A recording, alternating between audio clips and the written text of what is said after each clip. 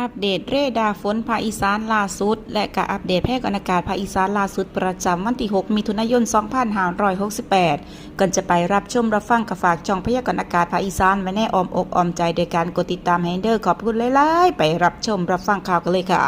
สำหรับมื้อนี้ภาคอีสานจะมีฝนฟ้าคะนองประมาณ60%ของพื้นที่และมีฝนตกหนักถึงหนักแห้งบางแห่งบางพื้นที่เน้นในส่วนของจังหวัดหนองคายบึงกาฬสกลนครนครพนมกาฬสินธุ์มุกดาหารร้อยเอ็ดยโสธรอำนาจเจริญและอุบลราชธานีอุณหภูมิต่ำสุด 24-27 องศาเซลเซียสอุณหภูมิสูงสุด 33-36 องศาเซลเซียสลมตะวันตกเฉียงใต้ความเร็วลม 10-20 กิโลเมตรต่อชั่วโมงเรดาร์ล่าสุดตรวจพบกลุ่มฝนอ่อนถึงปานกลาง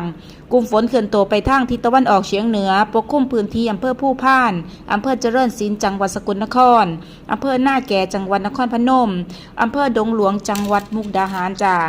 แอดมินกะสีอัปเดตให้อีกจาก1เรดาร์เนาะสำหรับเรดาร์นี้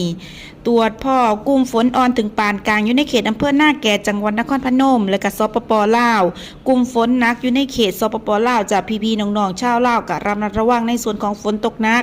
ฝนสะสมอาจจะส่งผลให้เกิดน้ำท่วมฉับพลันน้ำป่าไหลหลากได้เนาะพี่น้องสปป.ลาวจังได้กะคอมเมนต์พูดคุยกันได้มีหลายท่านก็มาคอมเมนต์บอกว่า FC จากสปป.ลาวแอดมินก็ดีใจหลายค่ะอยู่ดีมีแห้งฮักแพงคือเก่าคลิปนี้แอดมินลาไปแล้วพบกันใหม่คลิปหน้าจ้าสวัสดีค่ะ